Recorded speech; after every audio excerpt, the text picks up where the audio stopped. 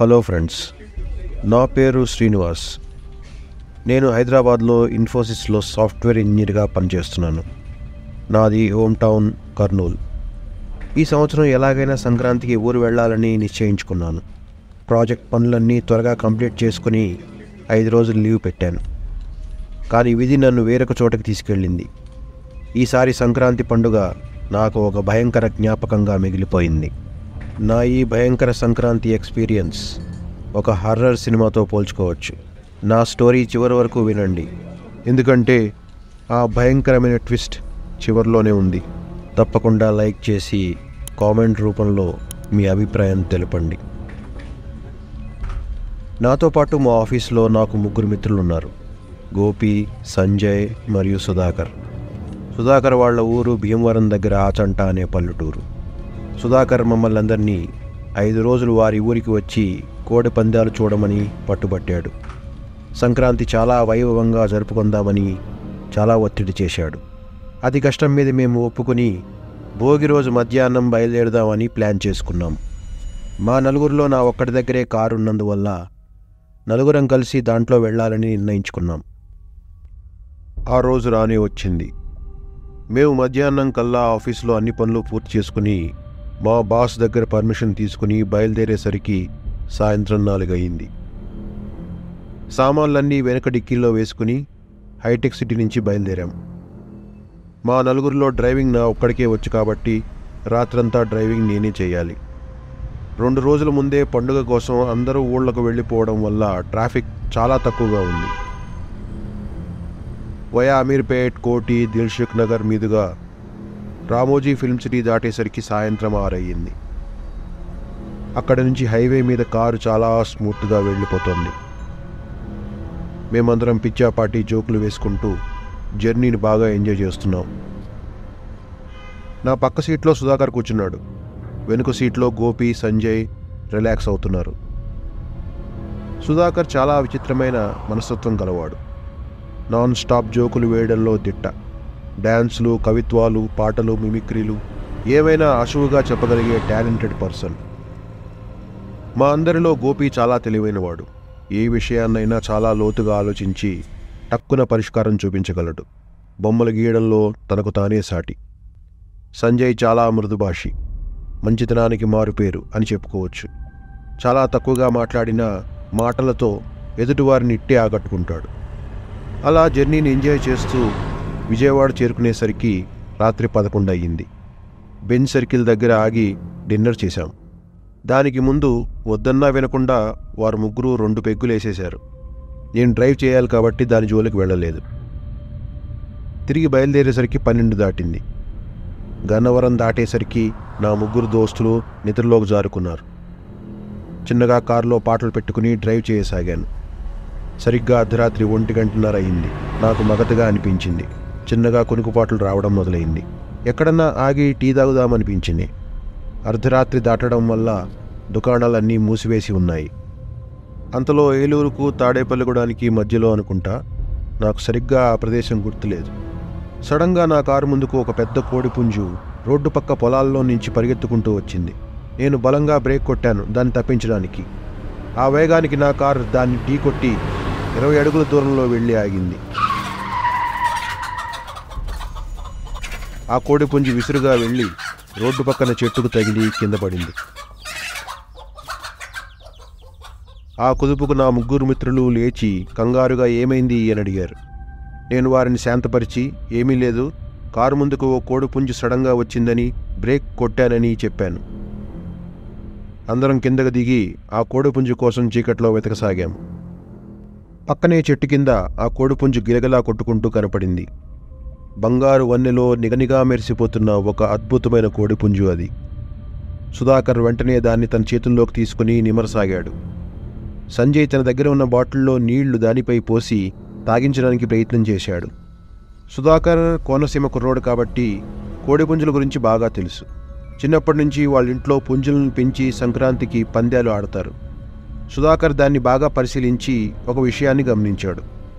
అది చాలా మంచి అత్యుత్తమ జాతికి చెందిన పుంజు అని, దానిని పందాల్లో చాలా స్పెషల్గా వాడతారని, అలాంటి పుంజును ఓడించే పుంజు చాలా అరుదుగా ఉంటుందని వివరించాడు మాకు. ఈ పుంజు వాల్యూ 2 లక్షల వరకు ఉంటుందని, కనుక దీనిని అలా వదిలేయడం భావ్యం కాదు, మా ఇంటికి తీసుకువెళ్ళి దీనికి సపర్యలు చేసి రక్షించాలి అని చెప్పి మమ్మల్ని ఒప్పించాడు. ఇలా మేము మాట్లాడుకుంటూ ఉండగానే ఆ పుంజు సుధాకర్ చేతుల్లోంచి వదిలించుకుని కుంటుకుంటూ పక్కనే చీకట్లోకి పారిపోసాగింది. సుధాకర్ ఒక్క ఉదుటున తన సెల్లో టార్చ్ లైట్ ఆన్ చేసుకుని దాని వెనకాల పరిగెత్తడం ప్రారంభించాడు. మేము వద్దురా, లేట్ అవుతుంది, వెళ్ళిపోదాం అన్నా మా మాట వినలేదు. ఇక చేసేదేమీ లేక మేము వాడి వెనకే బయలుదేరాం. మా మొబైల్స్లో టార్చ్ లైట్లు ఆన్ చేసుకుని ఆ వెలుగులో వాడి వెనకే పరిగెత్తసాగాం. అదంతా ఒక చిట్ట అడవిలాగా ఉంది. కొబ్బరి చెట్లు, ముళ్ల పొదలు. మాకు దారి అస్సలు సరిగా కనపడట్లేదు. కింద మీద పడుతూ సుధాకర్ని ఫాలో అవసాగాం. సుమారుగా హైవే నుండి ఒక 1/2 కిలోమీటర్ లోపలికి వచ్చాక సుధాకర్ని చేరుకున్నాం. సుధాకర్ నిశ్చేష్టుడై బొమ్మలాగా నిలబడి ఉండడం చూశాం. ఏమిటా అని మా టార్చ్ లైట్లు వేసి ఎదురుగా చూడగా అక్కడ ఒక పాత బావి కనపడింది. ఆ బావి మీద కోడిపుంజు నిలబడి ఉంది. సుధాకర్ దానివైపే చూస్తున్నాడు. దాన్ని పట్టుకోవాలని మేము ముందుకు కదలగానే అది వెంటనే బావిలోకి దూకేసింది. మేమంతా పరిగెత్తి బావిలోకి చూశాం. అంతా చీకటి, మసకమసగ్గా కనపడుతోంది. బావిలో పుంజు మాత్రం కనపడలేదు.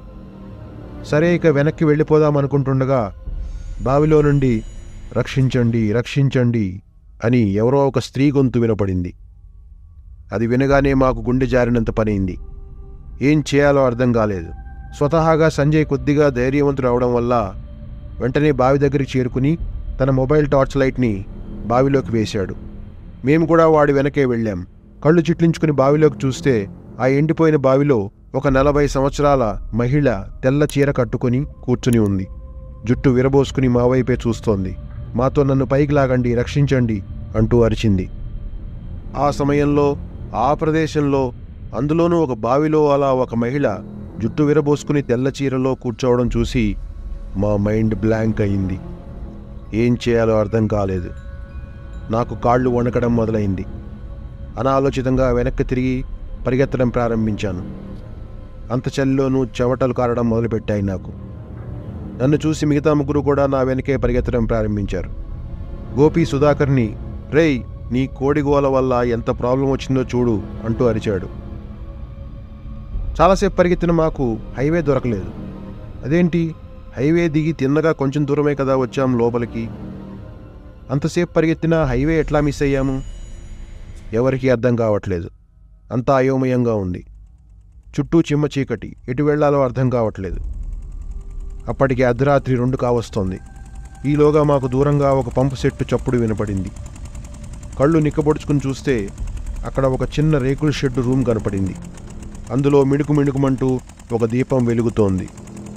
వెంటనే మేమందరం చీకట్లో తడుముకుంటూ అక్కడ చేరుకున్నాం. గోపి ఆ రూమ్ తలుపు తట్టి ఎవరైనా లోపల ఉన్నారా అంటూ అడిగాడు. చాలాసేపటి తర్వాత ఒక ముసలాయన తలుపు తీశాడు. మమ్మల్ని చూసి ఎవరు మీరు అని అడిగాడు. వాడి నోట్లోంచి సారా వాసన గుప్పున కొట్టింది. నేను జరిగిందంతా చెప్పి హైవే దగ్గర మా కారు ఉందని, అక్కడికి వెళ్ళాలని దారి చెప్పమని అడిగాం.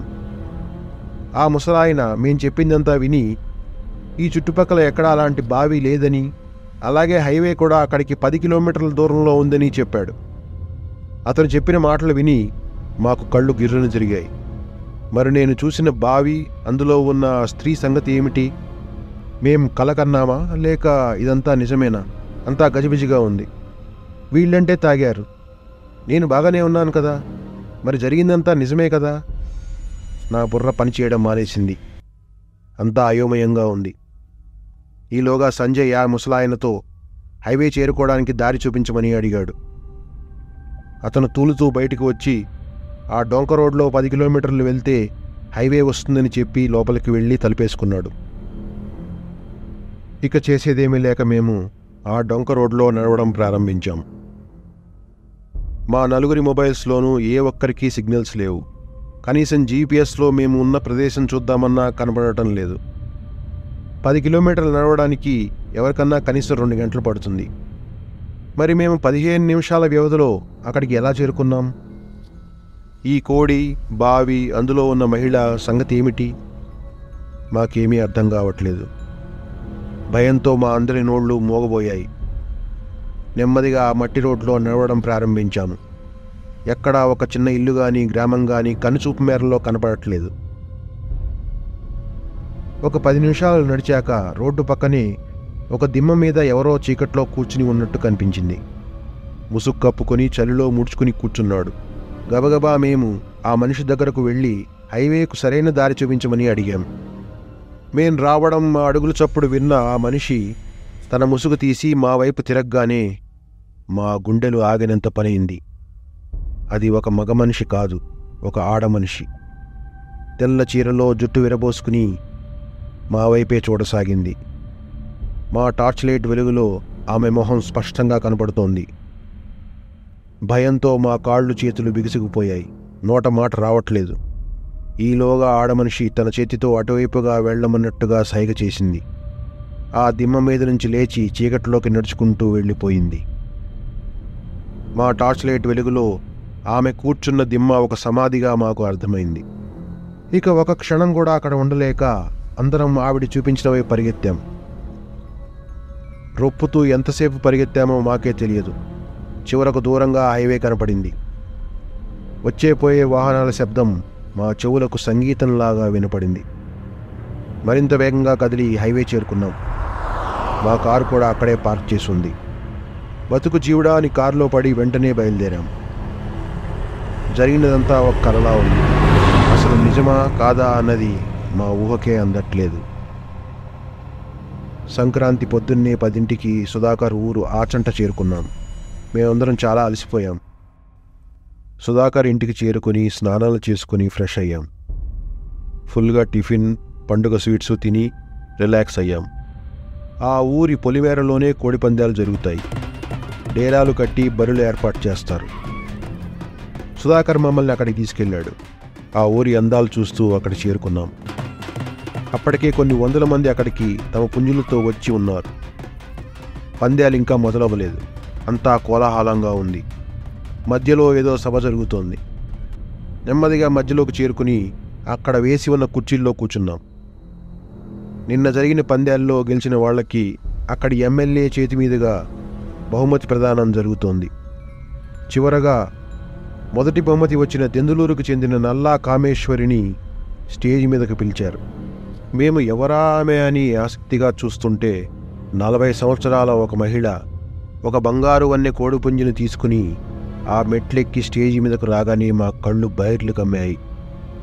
ఎందుకంటే మేము రాత్రి చూసింది ఆమెనే.